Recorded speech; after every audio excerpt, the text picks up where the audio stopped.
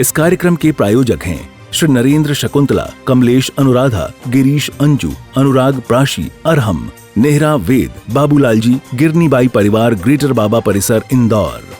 श्रीमान ओम प्रकाश प्रभादेवी सेठी, श्रीमान संदीप सविता सेठी, श्रीमान सचिन अमिता, यशस्वी, लहर, अवयुक्त, अव्यान एवं समस्त सेठी परिवार, गुवाहाटी, बेंगलोर। श्री विजय, श्रीमती वाणी छावड़ा, किशनगढ़, श्री हेमंत सेठ, बांसवाड़ा, श्रीमती चंद्रकांता, श्री भरत, श्रीमती ऋतु जैन, इंदौर। नमोस्तु नमोस्तु। गुरुदेव, आज सुदामा नगर महिला मंडल सुबह से इंदौर में जितने भी गुरु जी, जितनी भी माता जी विराजमान हैं, उनके दर्शनार्थ के लिए निकले हैं हम सुबह से। यह हमारा आखिरी मंदिर है। तो हमारा प्रश्न ये है कि हमें इससे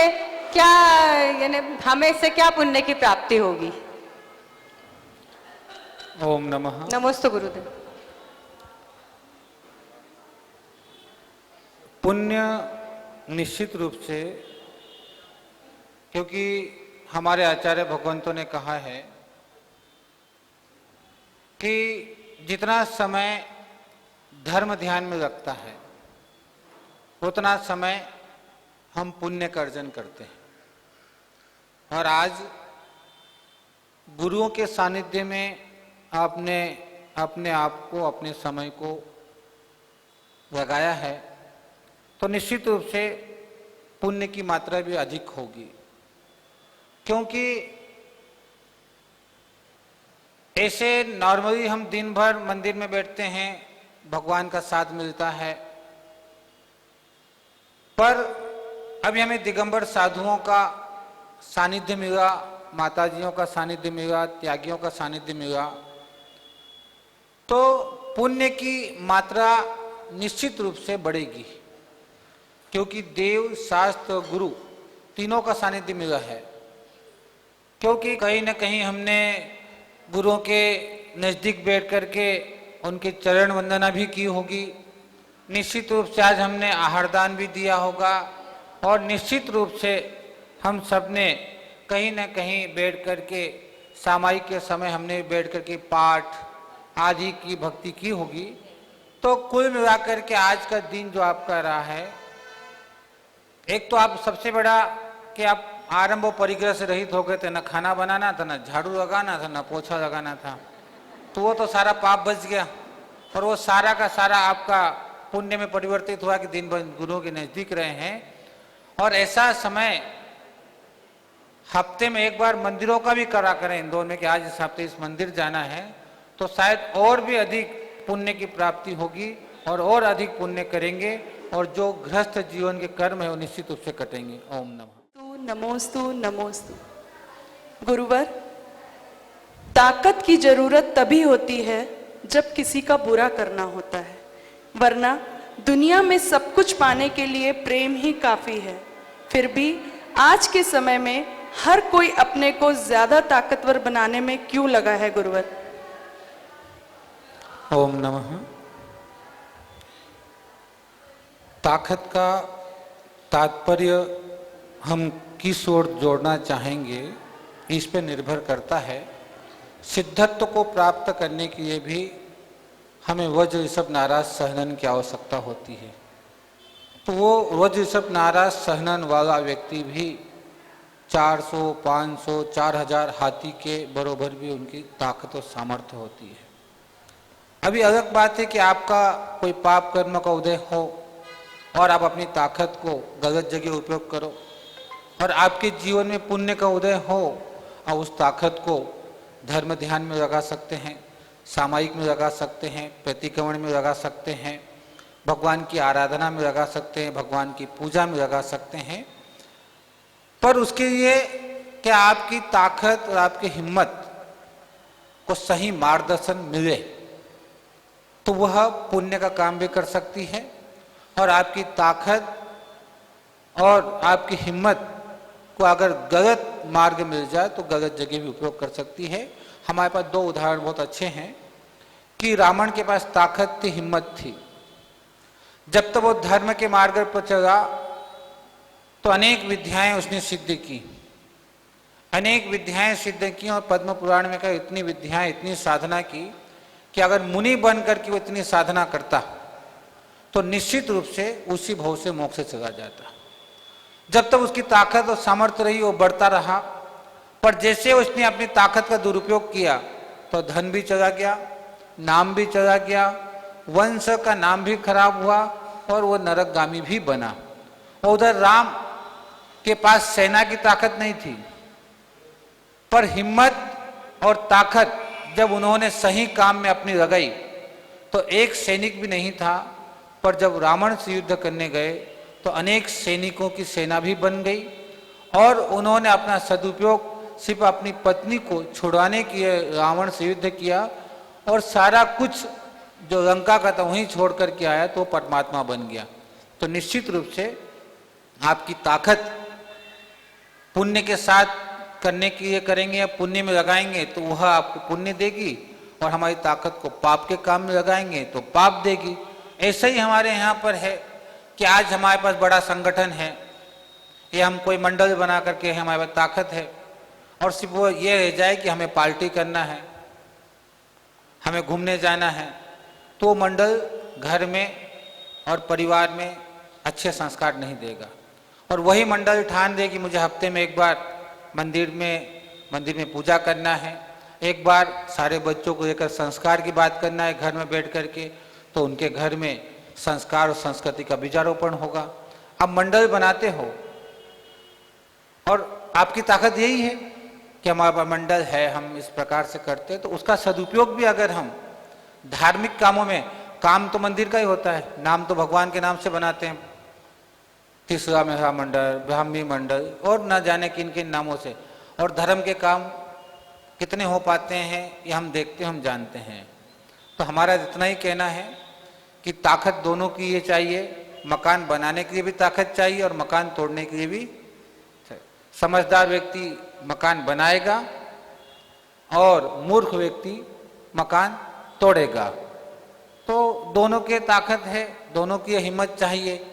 तो अब हमें ये सोचना है कि हमें अपनी ताकत को कहाँ लगाना है। जितनी ताकत आप देव शास्त्र गुरु की प्रभावना में लगाओगे उतनी जल्दी इतनी ताकत आपको प्राप्त होगी, आप अंतर मुहूर्त में केवल ज्ञान को प्राप्त कर सकते हो। और वही ताकत आप देव शास्त्र गुरु की अप्रभावना में लगाओगे तो उतनी ताकत के साथ नीचे नरक में भी आप जाओगे। इसलिए हमें ताकत का सदुपयोग करना चाहिए, और ताकत का सदुपयोग करने के हम जितने धर्म के नज़दीक जाएंगे, गुरुओं के नज़दीक जाएंगे, शास्त्र के नज़दीक जाएंगे, तो ताकत दिन पर दिन बढ़ेगी। जैसे राम की बढ़ी, कुछ नहीं था, सब कुछ लेकर के पहुंचा, जब घर से निकला था क्या था। और रावण की ताकत जब गलत उपयोग में गई तो सब कुछ था, तो सब कुछ नष्ट हो गया। तो ये आपको तय करना है कि आपको आपकी ताकत का उपयोग कहाँ करना है। महाराज जी, मेरा क्वेश्चन ये है कि समाज में हमने प्राय 2 तरह की मान्यताएं देखी है। एक कि कुछ तो लोग कहेंगे लोगों का काम है कहना, और दूसरी लोग क्या कहेंगे।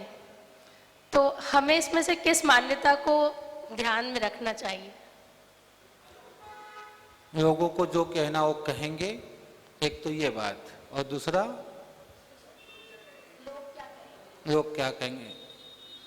देखो एक बात है, एक कहानी से बात आपको करता हूँ। एक नई दुल्हन आई और उसका नियम था भगवान की रोज पूजा, रोज आराधना करना। शादी के बाद जब वो आई तो रोज पूजा करने जा रही थी, तो कुछ लोग होते हैं, उन्होंने कहा देखो नई नई बहू आई है और नखरे दिखा रही, पूजा करती है और ये बताती है, ऐसा करती है। टोक टोक के उसका मंदिर आना ही बंद करवा दिया। उसने मंदिर आना बंद कर दिया। 2, 4, 6 महीने नहीं गुजरे, फिर एक शादी गांव में हुई।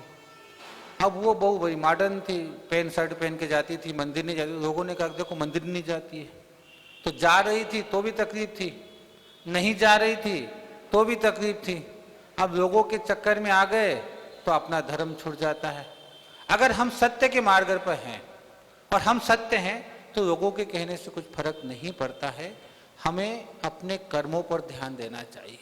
अगर हम सत्य हैं तो हम अपना काम करते चलें, फिर डरने की आवश्यकता ही नहीं है हमें। और हम अगर गलत हैं तो फिर हमें लोगों के कहने से फर्क पड़ेगा, निश्चित रूप से पड़ेगा। और लोग कहते रहेंगे तो कहते रहेंगे, क्या फर्क पड़ता है। अगर हम गलत कर रहे हैं, लोग तो ये भी कहते हैं कोई महाराज बन जाता, घर में नहीं था कुछ खाने को, इसे बन गए महाराज, ये भी कहते हैं, उनसे क्या फर्क पड़ना है? अगर रोग कहेंगे नहीं तो संसार बनेगा कैसे, है ना? अब ये तो आप मानते रोग क्या कहेंगे, रोग क्या कहेंगे, है ना? पर अब धर्म के क्षेत्र में हमारा इतना चिंतन चलता है तो थोड़ा विचार करना कि हम जब फैशन की दुनिया में घूमते हैं तब लोग क्या कहेंगे, तो आपके पास क्या जवाब है? जमाना ही ऐसा है। क्या जवाब देते हो? यही कहते हो ना, जब फैशन के कपड़े पहन के जाएंगे तो हम क्या कहते हैं? जमाना ही ऐसा है। तब तो हम जवाब दे सकते हैं। तो धर्म के क्षेत्र में भी कोई जब कहे तो उनको जवाब देना कि श्रावक का कर्तव्य है और हमको ऐसा ही रहना है और ऐसा ही करेंगे, और ऐसा नहीं करेंगे तो कैसे हम अपने जीवन में पुण्य का अर्जन करेंगे? कोई महाराज माता जी के पास दिन भर बैठा रहे तो भी करे, और कोई काम नहीं करे घर में, और नहीं जाए तो एक जाता नहीं है, जा रहा है तो टेंशन है, और नहीं जा रहा तो टेंशन है। इसलिए ध्यान रखना, अगर हमें अपना घर बचा के रखना है, अपना घर यानी अपने आप को, और अपना घर यानी अपना परिवार बचा के रखना है, तो कभी दूसरों की बातों में आना मत, कि दूसरा तो जब भी बीच में आएगा तो घर तोड़ेगा ही तोड़ेगा। गुरुवार नमोस्तु गुरुवार नमोस्तु गुरुवार। मैं दीपाली जैन इंदौर से। गुरुवार, मेरा प्रश्न आज के प्रवचन से है जिसमें आपने मानतुंगाचार्य ने कहा है नद्यत भुवन भूषण भूतनाथ। तो भगवान को भुवन भूषण और भूतनाथ क्यों कहा गया है? भगवान तो सिद्ध शिला पर विराजमान है। तो ये बात थोड़ी सी। भुवन का अर्थ होता है लोक, जे त्रिभुवन में जीव अनंत। तो भुवन का अर्थ ऊर्ध्वलोक, मध्यलोक, अधोलोक। तो नात्यद्भुतम, आप तीन भुवन के नाथ हो। कैसे हो? तीन भुवन के नाथ हो, इसे भुवन शब्द दिया है। भूषण, भूषण का अर्थ होता है हम जिसको आभूषण कहते हैं, यानी कुल में जो सबसे श्रेष्ठ होता है, तो ये हमारे कुल का भूषण है। तो तीन लोक का भूषण है। कौन है? अरहंत है। और भूतनाथ का अर्थ होता है, भूत का अर्थ होता है प्राणी, भूत का अर्थ होता है प्राणी, और नाथ प्राणियों के नाथ, इससे उनको भूतनाथ का। यहाँ भूत का अर्थ वो मत लगा देना, भूत आने प्राणी होता है, जीव कहो प्राणी कहो, भूतनाथ यानी आप प्राणियों के नाथ हो, आप तीन भुवन के नाथ हो, और तीन भुवन के आप आभूषण हो। आभूषण का मतलब जैसे गले में हम आभूषण पहनते हैं ना, बहुत सुंदर दिखाते, ऐसे ही गले में जैसे आहार, गले में कोई नेकलेस पहन लेते हैं तो सुंदर दिखा दे, ऐसे तुम मेरे कंठ में विराजमान करने योग्य हो, मेरे हृदय में विराज, इसे आप भूषण हो। इसे तीन उपमाएं दी गई हैं, और ऐसी उपमाएं 1000 भी हैं। सहस्त्र नाम में क्या है? 1008 नाम जो कहे हैं वो अलग अलग भूषणों के नाम से कहे हैं उन्होंने। तो ये उनकी भूषण, उनके वो हैं, अलंकार कह सकते हैं कि भगवान आप ऐसे हो, भगवान आप ऐसे हो। तो आप कैसे हो? तो भूतनाथ यानी प्राणियों के नाथ हो, आप तीन भुवन के नाथ हो, और भूषण आप तीन लोक के आभूषण हो। इसलिए इन भगवान के विशेषण यहाँ पर दिए गए हैं कि नात्यद्भुतम, है जगत के नाथ, आप भूषण हो, आप प्राणियों के नाथ हो, सद्गुण आप करने वाली स्तुति आपकी करते हैं। इस प्रकार से इनका विशेषण दिया गया है। ओम नमः। मेरा नाम भावना जैन है, मैं तिलक नगर से। जैन धर्म में 7 पक्ष को लेकर क्या मान्यता है इन दिनों में? जैसे शुभ कार्य नहीं होते हैं, जैसे मकान खरीदना या कोई कीमती चीज खरीदना, हर चीज को धर्म से जोड़ना ही गलत है। धर्म का विषय ज्योतिष सिद्धांत अलग है, ज्योतिष का सिद्धांत अलग है, वास्तु सिद्धांत अलग है, धर्म के अनुसार है। पर उसको आप कहो कि समय सार में, नियम सार में, प्रवचन सार में आप ढूंढो कि श्राद्ध कहाँ है, श्राद्ध कहाँ, तो मिलेगा नहीं। उस श्राद्ध को ढूंढने की हमें कहाँ जाना पड़ेगा? ज्योतिष और वास्तु के शास्त्रों में जाना पड़ेगा। और जहां तक मान्यताएं की बात है श्राद्ध पक्ष की, तो हमारे यहाँ जैन धर्म में कहीं भी हमारे ग्रंथों में श्राद्ध का वर्णन नहीं आया है। पर हम हमारे पितृ दोषों को निवारण करने के श्राद्ध कुछ लोग करते हैं। तो जो अपने कुल देवी देवताओं को मानते हैं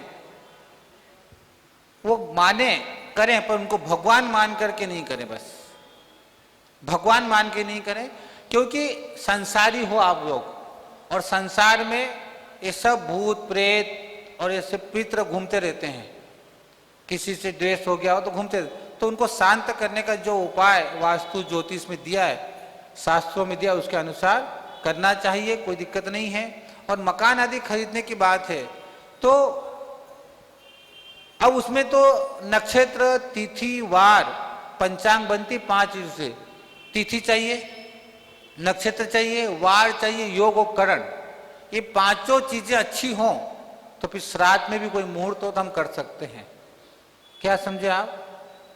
तिथि, नक्षत्र, वार, करण और योग, इनको मिलकर के पंचांग बना है।